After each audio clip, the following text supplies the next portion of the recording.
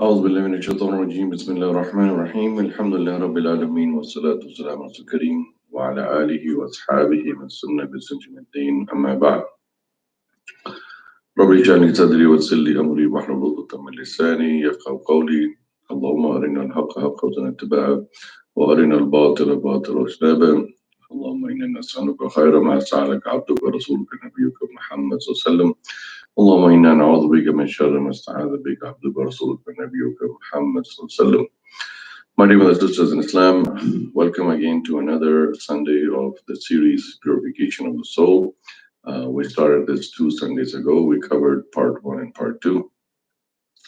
We already covered that the stages of the soul or the phases of the soul that it goes through, from being a lower level to the middle level and the higher level. We already discussed that in the previous programs.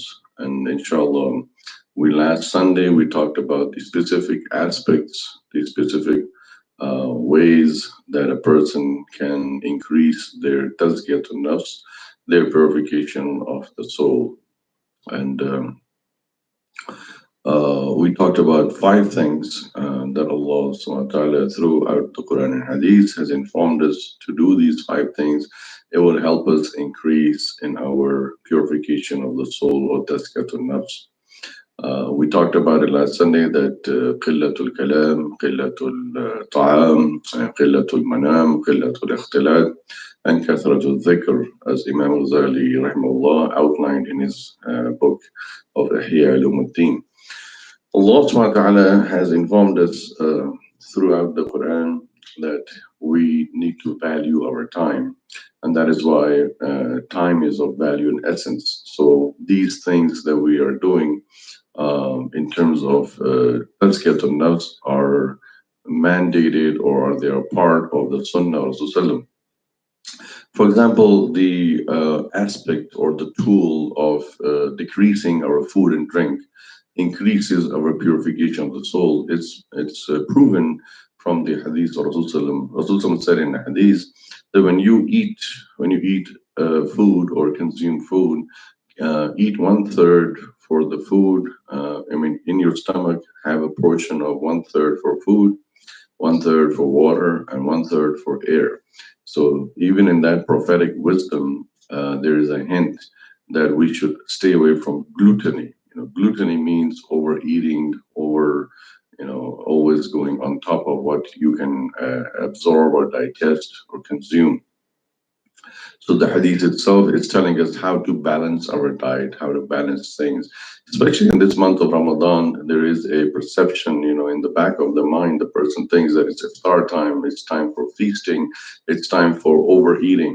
But really, Ramadan is not a time for overeating. Ramadan is a time of balancing, adjusting our food, our diet, our food intake and drink intake, watching what we're eating, watching what we're drinking, timing it in such a way that we can have more energy and strength to do ibadah for Allah subhanahu wa ta'ala. If we overeat and overdrink, if we don't follow the hadith of Rasulullah that 1/3 for food, 1/3 for water, 1/3 for air, if we don't follow the hadith of Rasulullah, then obviously we will be bloating and bloating with the stomach will be in all kinds of quagmire, and then the person will not be able to pray Isha properly, they'll not be able to pray Taraweeh. And above that, they will become so lazy and tired and drowsy that they would be, in they will be in a state of drowsiness that they can't pray tahajjud. And remember, in Ramadan, this is the best opportunity to pray tahajjud. Like we said last Sunday, that we should get in the habit of praying tahajjud in this month of Ramadan, so it becomes easier for us after Ramadan. As far as the other aspect that Imam Ghazali said, qillatul kalam, decrease your speech, your words. What he means by that is speak only when it's necessary and speak only the good things and the right things. Do not do wasteful talking. Don't use the tongue, because the tongue will be asked on Yawm al-Qiyam, on Day of Judgment. Allah will ask every word that you said from this tongue. It will be weighed in the mizan, and we'll be asked, why did you say this? Why did you say that? And if we don't have an answer to give to Allah subhanahu wa ta'ala, then that will be a very big problem for us. This reminds us of the hadith of Rasulullah. He said that man yu'minu billahi wal yawm al-akhir falyaqul khair aw yasmut. Whoever believes in Allah and the last day, then let them say something good or else be silent. Yasmut, as-samt, means to be silent. So when a person is silent, then that is a time for the person to do tafakkur and tadabbur in Allah subhanahu wa ta'ala. And that is why in the hadith, Rasulullah is informing us that we should be careful in our aspect of talking to people and what we're talking. And remember, the third thing Imam Ghazali said, qillatul manam, reduce your sleep, is that when you reduce your sleep, then that time that you free up from sleeping, you can use that in istighfar and in dua and tahajjud to Allah. And Allah mentions that in the Quran. In Surah Dariyat, Allah says about the believers, the quality of the believers is that وَبِالْأَسْحَارِ هُمْ يَسْتَغْفِرُونَ. And the time of the sahar, in the time of the dark part of the night. The ashar is the plural of sahar. Sahar is like sehri, suhoor. Why do we call it suhoor? Because it's at the dark time of the night. It's so dark, pitch dark, black. So that's why it's called suhoor or sahar. That in that time, وَبِالْأَسْحَارِ هُمْ يَسْتَغْفِرُونَ. The true believers of Allah subhanahu wa ta'ala, according to this ayah in Surah Zariyat, they are busy at the time of suhoor, at the time of sahar. They're busy in istighfar, in asking Allah for forgiveness. And that is why they are reducing their sleep. So all these ayat and hadiths are proving to us the 5 things I mentioned last Sunday, and we're just giving the proofs for that so that we can refresh our memories for that. If you missed last Sunday, you can go back and watch that video, Purification of Soul Part 2, and you'll see what those 5 things were. The other thing, qillatul ikhtilat, that Imam Ghazali said, that reduction or decrease of mingling and intermingling and and socializing, especially ikhtilat here comes from khalt, which means the opposite gender. And so therefore we should reduce our interaction with the opposite gender, except for our mahram, our wife, our mother, our sister, our daughter, that is mahram. But with a non-mahram woman or man, we should not have that much interaction, because there is always this element of lust and desire, always there.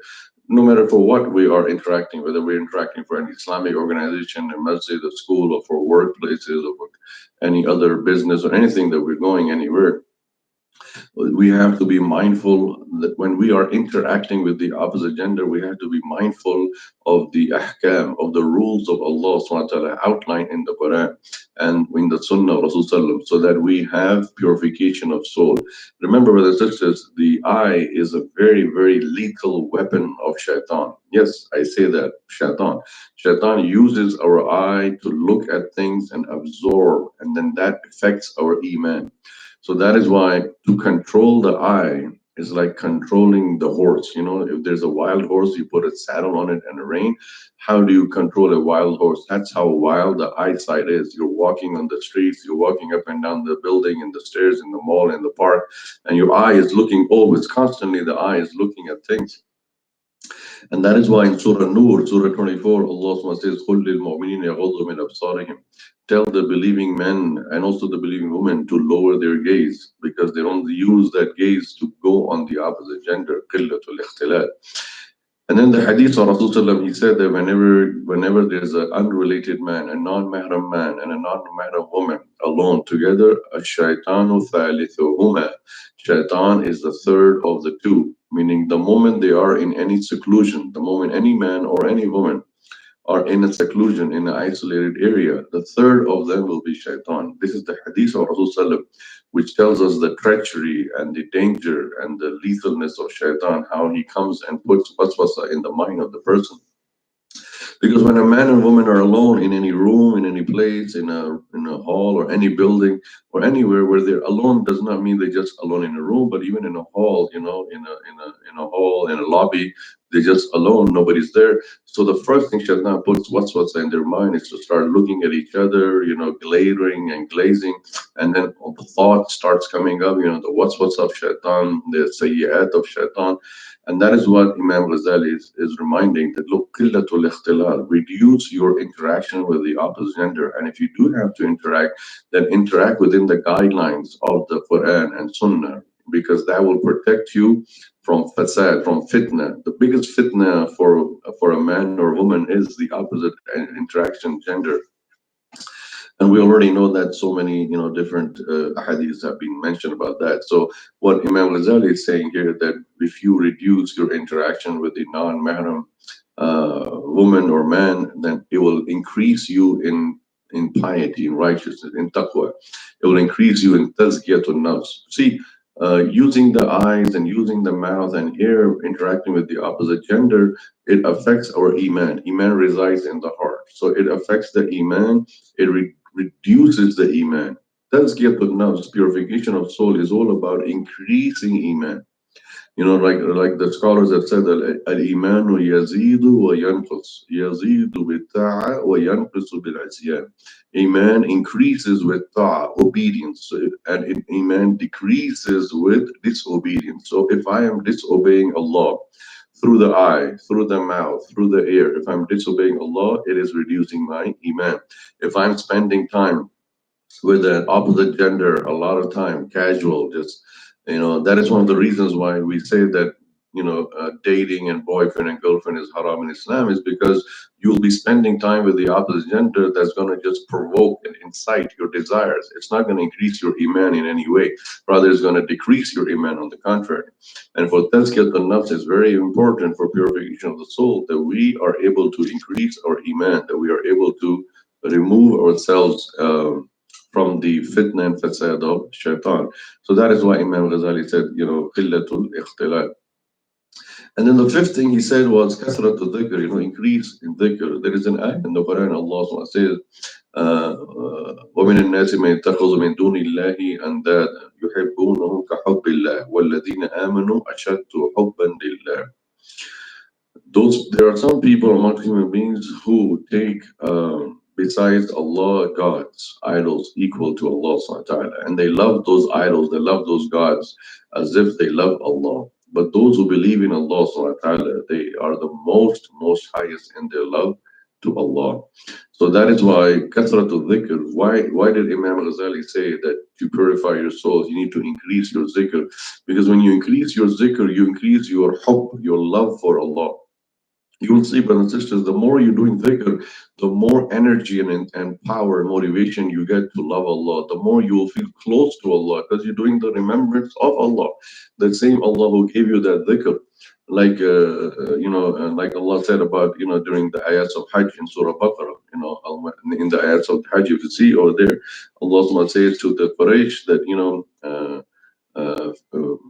فَاذْكُرُوا اللَّهَ كَذِكْرِ آبَائِكُمْ أَوْ أَشَدَّ ذِكْرًا. So remember Allah as you used to remember your forefathers, your ancestors, or even more than that, أَشَدَّ ذِكْرًا. That ayah was revealed in Surah Baqarah in relation that in the Jahiliyyah, in the ignorant days, the Quraysh people, they would also have, the Muslim of Hajj, season of Hajj, and then when they get done with their rituals, monastic, they'll just sit down in the area of Mina, in the camps, in the tents, they'll sit down and start remembering the tales of the past. They'll start remembering, this is in Jahiliyyah, they'll start remembering that, oh, my father did this, my grandfather did this, my great-grandfather did this, and the other will say, oh, my great-grandfather did this. So they will be talking about their grandfathers, great-grandfathers, and ancestors.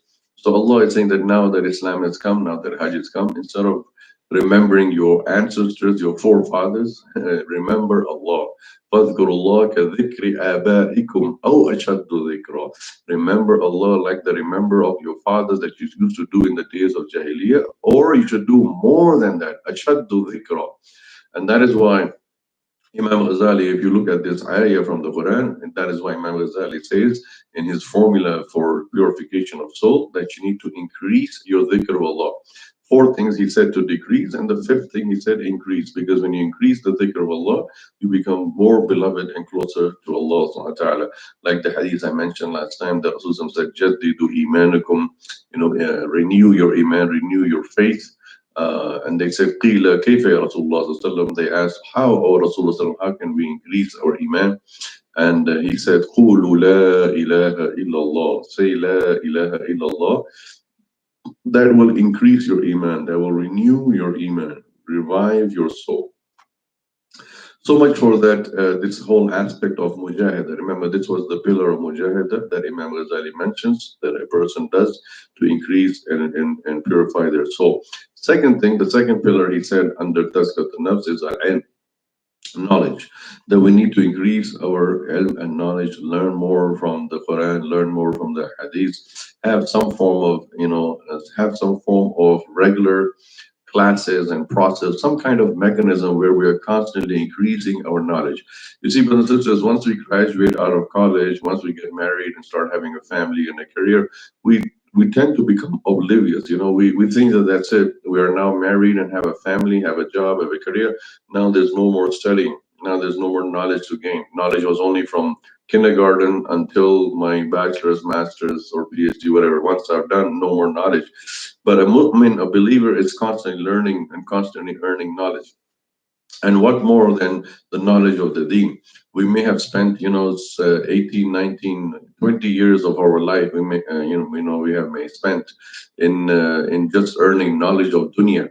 And some of us may be lucky enough to earn the knowledge of deen in those 20, 22 years of life. But after that, common perception is, common, understanding is that once you are married and have kids and family and career job, you tend not to look towards books. You don't look towards courses.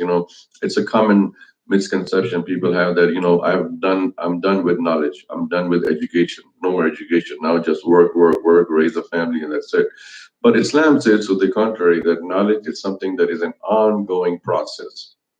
If you don't seek knowledge, then how are you going to enhance yourself, especially the knowledge of deen? If we couldn't spend 20, 22, or 24 years of our life earning the deen, now is the best time. That now that we have a family, now that we have kids and a wife and a husband, we should get busy and engage in classes, in programs, in learning. Now the beauty is that, like right now, we're learning also. This is knowledge, but it's from the comfort of our home. The technology has made it so easy that every household can earn knowledge. Gone are the days that you have to travel, thousands of miles and miles on a horse with books to go and earn knowledge.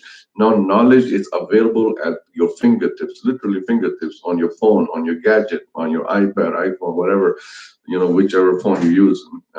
So you just touch and things open up. There are books that are transformed into PDFs. There's an abundance of knowledge, but there's a scarcity of knowledge seekers. There's a plethora of information out there available, but there's a paucity of the person's desire. And that's what Imam Ghazali is saying, that after the first step of mujahada and doing those five things in mujahada, the second most important thing in purification of soul is to earn knowledge. And he says that Allah revealed the first ayah, Iqra bismi rabbika alladhi khalaq. Read in the name of your Lord who created you. This ayah is not just for a fixed time, that Iqra only as long as you are a child and killed. As long as you're a student, just do Iqra. Once you are married, you can't do Iqra. Once you have a children, you can't do Iqra. Or once you're a grandfather, you can't do Iqra. No. Even if you're a grandfather, you can continue to learn and learn. And because the hadith of Rasul says, a mu'min is someone who earns knowledge from the cradle to the grave. And Imam Ghazali says that one of the key factors of purifying your soul is to learn knowledge about Allah subhanahu wa ta'ala. How will we get closer to Allah if we don't learn about the knowledge, the ilm that He's given, especially Quran? How many of us know the Quran by heart? I mean, not by heart meaning as Hafiz, but how many of us know at least the Quran on our fingertips, that this surah talks about this surah talks about this surah talks about this surah name is this, it means this. How well versed are we with the knowledge of Quran? I mean, the big question that each one of us need to ask is, how much Quran do I know? Do I know the Quran? Why? Because Quran is the kitab of Allah. Quran is the kalam of Allah. Quran is the word of your master, your creator. Allah gave the Quran so that we get closer to Him. And what better month than Ramadan when we recite Quran? Look how our iman boosts up. Our iman increases in this month of Ramadan because we are reciting Quran or what we are reading. But imagine if you are a not Arab, non-native speaker, imagine you're just reciting the words, but it does not make sense at all. It's the same thing like you're reading a book in French or German, but you don't know anything. You're reading the French and German through transliteration. You just learned it, but you don't know what the word means. You don't know what the theme, the underlying principle is. And so you will be very frustrated. So as a Muslim, it is important for us that we come to the ilm, the knowledge of Quran. And that is why Allah subhanahu wa ta'ala says in Surah Baqarah, it says, وَاتَّقُوا اللَّهَ وَيُعَلِّمُكُمُ اللَّهُ. Fear Allah, have taqwa of Allah, وَيُعَلِّمُكُم اللَّهُ. There are so many stories in the Quran about the importance of knowledge, about the fadail, the benefits of ilm. And we should make a plan. This Ramadan, make a plan and execute it till the day you die. Don't stop after Ramadan. Don't stop in Shawwal. That's it, only Ramadan I earn knowledge. No, make a plan, execute a plan, a daily plan of learning for yourself. No matter which age group you are in, whether you are a 70-year-old or a 50-year-old or a 30-year-old, you're in the beginning of your career or you are end of the career or you have retired. In fact, retired people, they have abundance of time. They can invest all that time in knowledge. What better way to invest time before death in knowing Allah subhanahu wa ta'ala and knowing the seerah of Rasulullah sallallahu alaihi wasallam. And that is what Imam Ghazali is saying, that you cannot achieve tazkiyatun nafs, you cannot achieve the purification, the cleansing of the soul, unless and until you increase your ilm, your knowledge. And Allah is saying, وَاتَّقُوا اللَّهَ وَيُعَلِّمُكُمُ اللَّهُ. In other words, this ayah that Imam Ghazali is quoting is saying that, look, taqwa and ilm are interconnected. They're like twins. If you increase the ilm, you increase in taqwa. If you decrease ilm, you decrease taqwa. So ilm, knowledge increases taqwa, and it's very, very common sense. If I don't know, if I am unaware, if I'm ignorant of the rules of Quran or the teachings of Quran, then how I'm going to fear Allah? How I'm going to have taqwa? What does taqwa mean? Consciousness of Allah, a concerted effort of understanding and realizing the maharim and the halal, the of Allah, subhanahu wa ta'ala, what He has made halal, what He has made halal. And that is why we bring, knowledge is not just for imams or muftis, allamas or shuyukh or qari. Allah has, there's no concept of, this rahbaniyah that you don't need to earn knowledge. This was in the Ahl Kitab, the Ahl Kitab, the people of the book, they used to keep a tight grip on knowledge that only the religious elite of them would have the knowledge and the masses cannot learn. Anyone, I mean, this is the beauty of Islam. Anybody can pray the janazah. Anyone can do the nikah. But we have become so programmed that no, Maulvi Sahib has to come, Maulana has to come, Mufti Sahib has to come. He's going to do the nikah. Yeah, it's a good thing, but people have made it a profession. They've made it a money business. Sorry to say that, commercialized, that for every religious aspect there is money involved, unfortunately.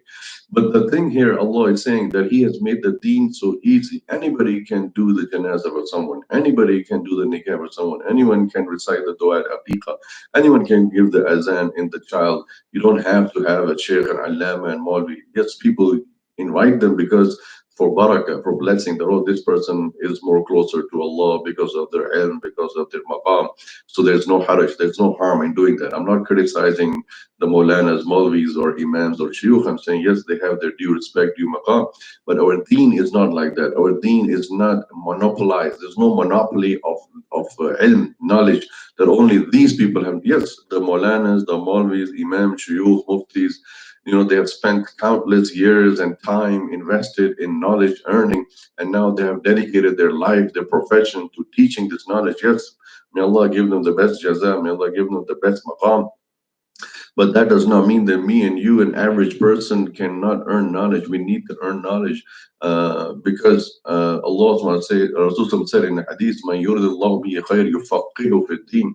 Man yuridullahu bihi khair yufaqihu fi din. Whoever Allah desires for them khair, goodness, Allah gives them al-fiqh of deen, the understanding of the religion. You will see a lot of people who are engineers and doctors and accountants and businessmen, different professions, IT programmers, all these professional people, you see that they have, learned so much knowledge of Islam. They are almost, many have even dedicated after learning engineering and medicine and whatever profession, they have dedicated their lives to learning the deen.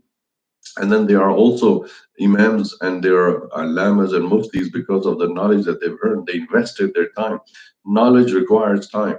But it does not mean that every one of us has to become an alim, everyone has to become a scholar. What Imam Ghazali is saying here, that in order to purify your soul, in order to make yourself pure, your nafs pure, you need to earn knowledge and apply that knowledge and then execute that. So this way you will have a deeper love and understanding of Allah.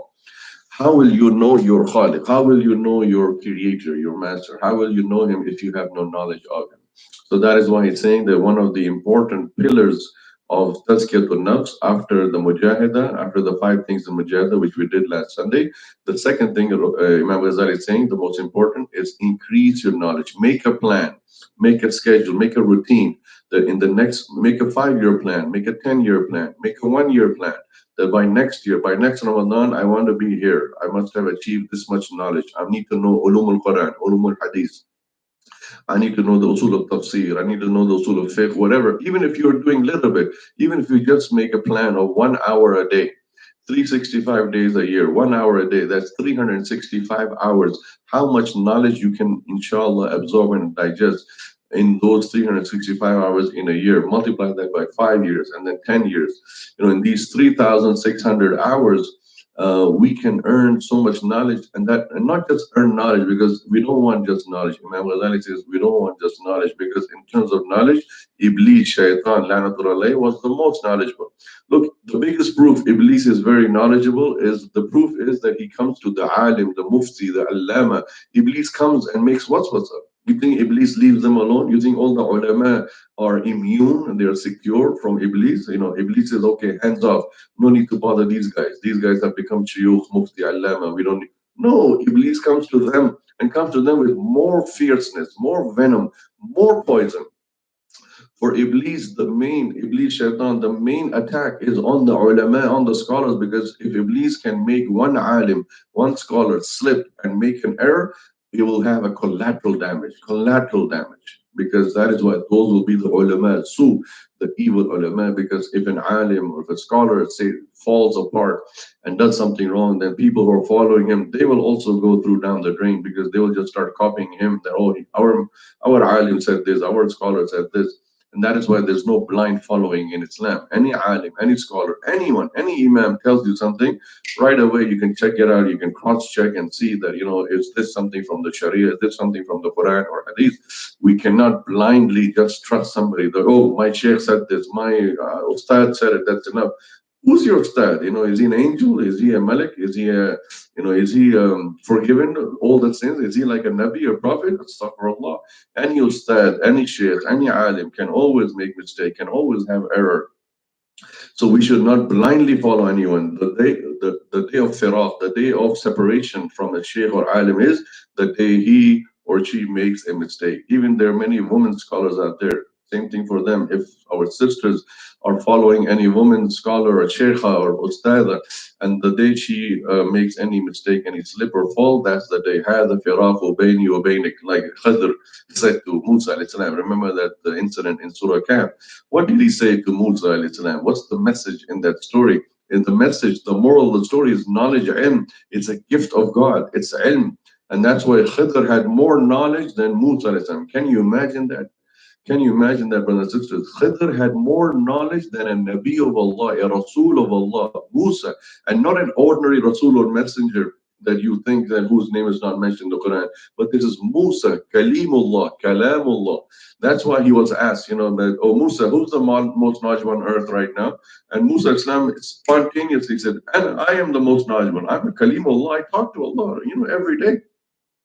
Allah heard that, and then Allah inspired Musa alayhi salam. Allah said, Musa, Go to the place where the two rivers are meeting and there's a rock and stone over there. When the fish gets out of you over there in the water, that is where you will find, O Musa, our abd, ibaduna, ilmul ladun. You will find our slave. He did not say you'll find our Nabi or Rasul, because Musa is already a Nabi or Rasul. And he has his brother Harun, who's also a Nabi.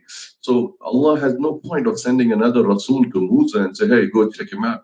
Allah teach a lesson to humanity that look, we sent Khidr, an ordinary man, an Abdullah. Allah said he is ilmun ladun. You mean ibadina. He's from our slaves. And he is just knowledge, but he has ilmun ladun. Ilmun ladun means direct knowledge from Allah. Direct knowledge from Allah qualifies to you to be a prophet also, but he is not a prophet. Allah did not commission him as a prophet. Allah did not choose Khidr as a prophet. But rather, Allah wanted to show Musa Islam that look, Musa, you have a certain realm of knowledge, you have a certain domain of knowledge that Allah has given you as a prophet, as a messenger. But our person, our Khidr, our slave, he has more knowledge than you. And so Khidr does three things. You know that story, very famous story.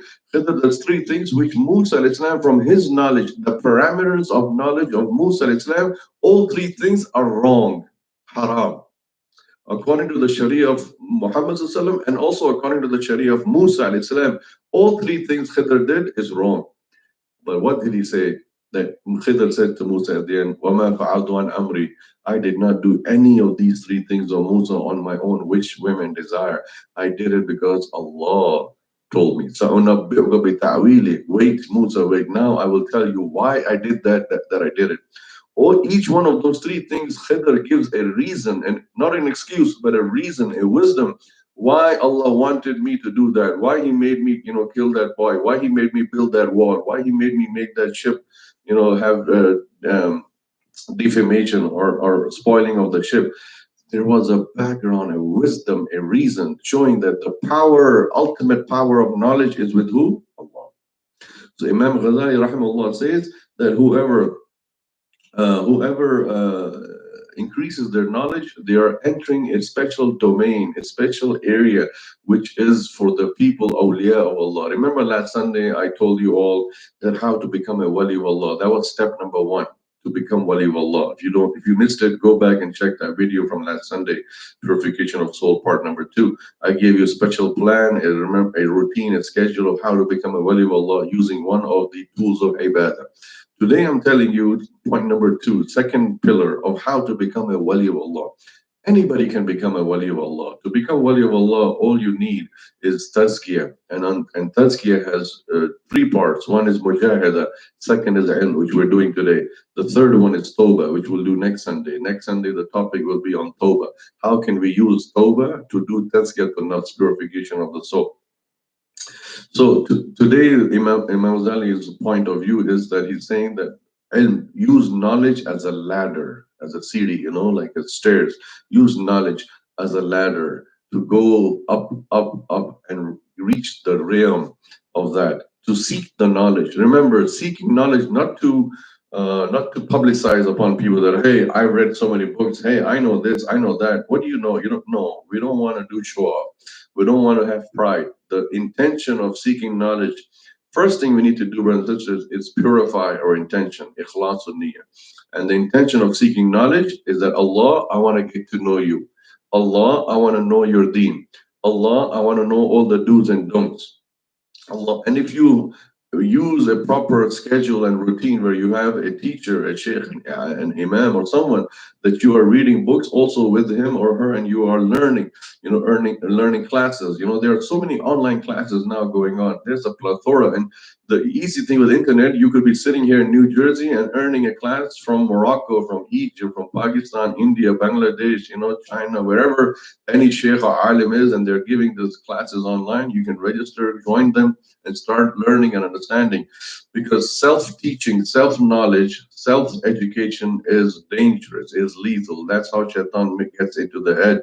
Oh, look, you read 4 books, now you're a big mufti and allama, you can start making fatwas. No, for self-education is not allowed. You have to have a teacher, a ustad, someone who can ishrah, someone who can do tashrih, someone who can explain. Because see, if you just pick up any book, this book, here's this book, it's called Tarbiyah Ruhiyya. Let's say you know Arabic language, you start picking up and you start reading the book, and you're reading this book and you start reading it.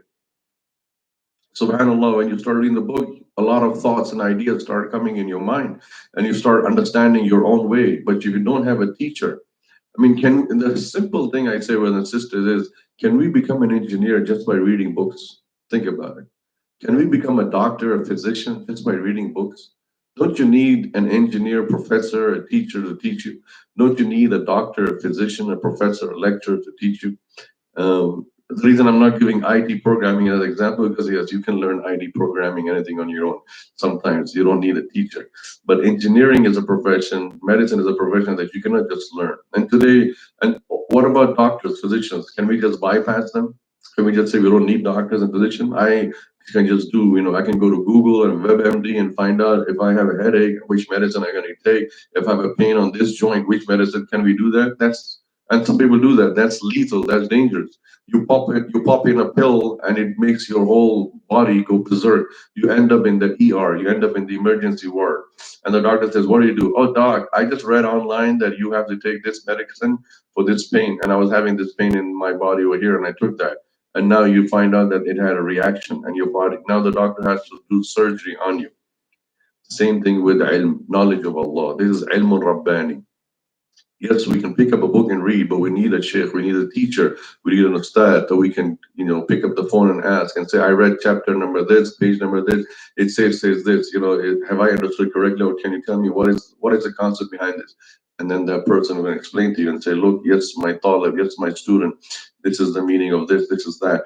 So Imam Ghazali is saying that in order for tazkiyatun nafs, ilm is very important. Ilmul rabbani, ilmul ladun, the Allah subhanahu wa ta'ala, and make a schedule that there are many subjects. There is ulum al-Quran, ulum al-Hadith, there is tafsir, there is the tashrih of the Hadith, there is fiqh, there is usul al-fiqh, there is mantiq, there is logic, there is ahkam, there is, muamalat, there is adab, there is khuluq, there is aslaf, there is uslub. There's a whole wide variety of sciences. We call this Islamic sciences. Just like you have regular sciences, physics, chemistry, math, biology, and all that, we have Islamic sciences. Make a pattern that I want to learn a little bit of each of the Islamic sciences. I make a plan today. I make a promise. First, make a promise to yourself and to Allah that, oh Allah, I want to purify my soul from this Ramadan, from today. Oh Allah, I want to increase myself in knowledge. I want to know what the Quran is saying. I want to know what you, Allah, have talked to us, what you have told us. Quran is the word of Allah.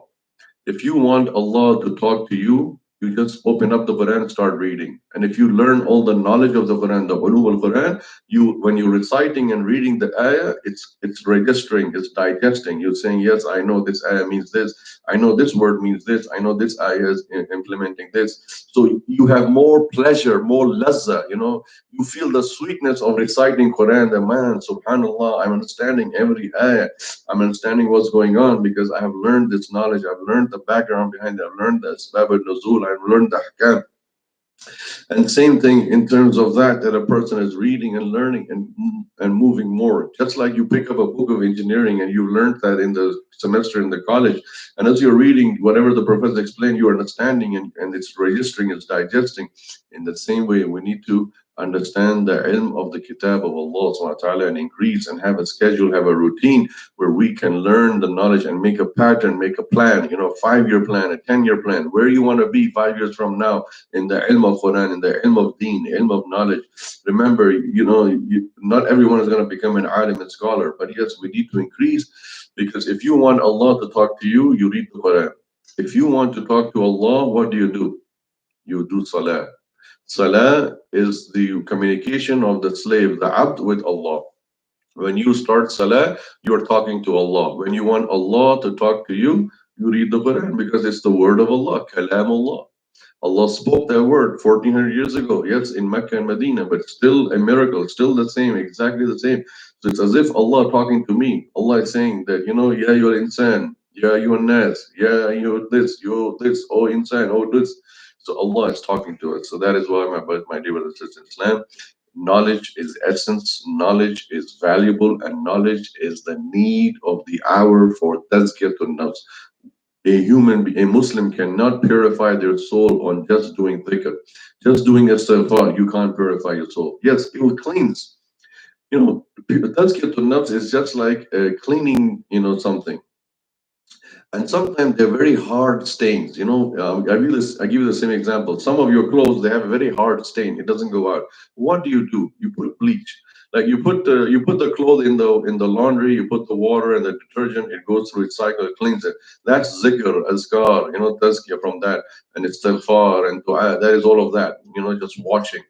To do bleach, to remove the hard stains of the heart, of the soul, you need bleach. And the bleach is ilm, knowledge. Knowledge comes and erases that. Any bad batch, any bad spot or stain you have in your soul, in your body, in your heart, it gets out when you learn knowledge. You realize, it's like it's an awakening, a rude awakening. Oh, 43 years of my life. I didn't know this is what Allah meant, or this ayah. Now I know. That moment, that golden nugget, that eureka moment, that I've been reading this ayah all my life, but now that I actually made a concerted effort to learn the meaning of this ayah, learn the knowledge, ilm behind this, the knowledge, now it sinks in. Now it's like a bleach. It's removing the stain. We could have been doing something wrong all our life, which we never realized because we didn't earn the knowledge. We never asked anybody. We didn't study ourselves. But once you start doing tazkiyat nafs, and when you start earning knowledge and start learning, that moment comes that, oh, I was doing all this wrong all my life. I should have not done this way. That is why ilm is very important. Wattaqullah wa yu'allimukum Allah. Allah says, have taqwa, have fear. First thing we need to do before earning knowledge is the ikhlas on niyyah. Remember, every a'mal, every action is dependent on niyyah. According to the famous hadith of Rasulullah, that he said, "Innamal a'malu bin niyyat." So that means what we have to do, we have to purify our niyyah first.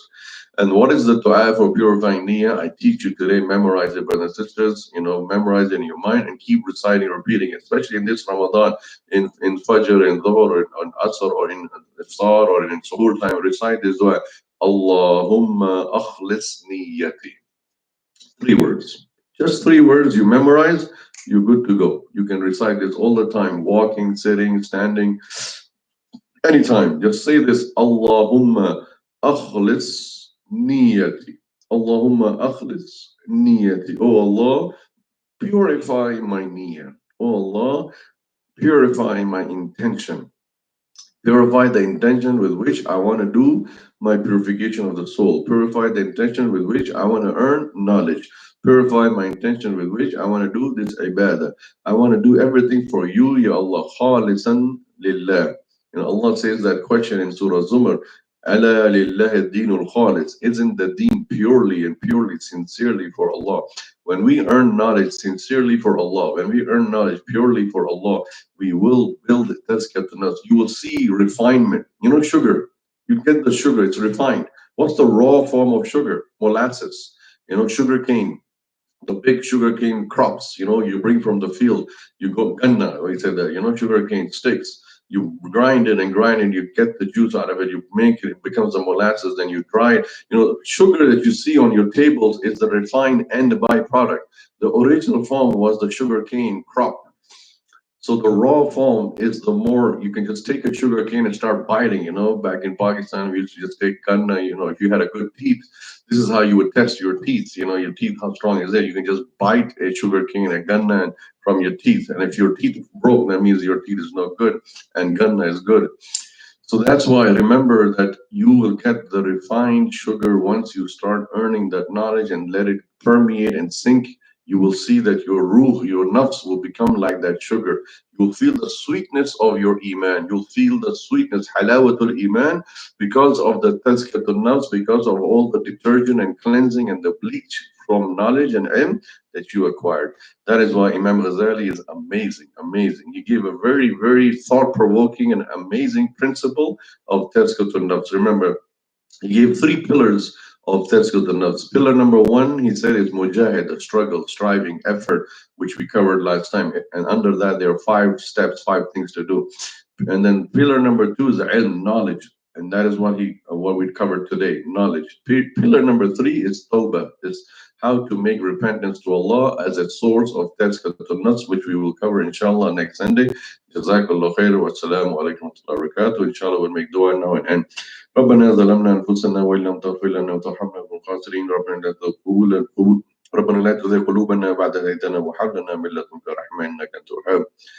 ربنا اغفر لنا ذنوبنا وكفر عنا سيئاتنا وتوفنا مع الأبرار. ربنا إنا سمعنا مناديا ينادي للإيمان إن آمنوا بربكم فآمنا. ربنا اغفر لنا ذنوبنا وكفر عنا سيئاتنا وتوفنا مع الأبرار. ربنا آتنا في الدنيا حسنة وفي الآخرة حسنة وقنا عذاب النار. اللهم إنك عفو كريم حليم تحب العفو فاعف عنا. اللهم أجرنا من النار. اللهم أجرنا من خزي الدنيا وعذاب الآخرة. اللهم أعتق رقابنا ورقاب آبائنا من النار. اللهم أعتق رقابنا ورقاب آبائنا من النار. اللهم آت نفوسنا تقواها وزكيها أنت خير من زكاها أنت وليها ومولاها. اللهم آت نفوسنا تقواها وزكيها أنت خير من زكاها أنت وليها ومولاها يا رب العالمين. وصلى الله على خلق محمد صلى الله عليه وسلم وعلى آله وصحبه برحمتك الرحمين. سبحانك اللهم وبحمدك نشهد أن لا إله إلا الله نستغفرك ونتوب إليك. Inshallah, we'll continue next Sunday 1:30 with the next part.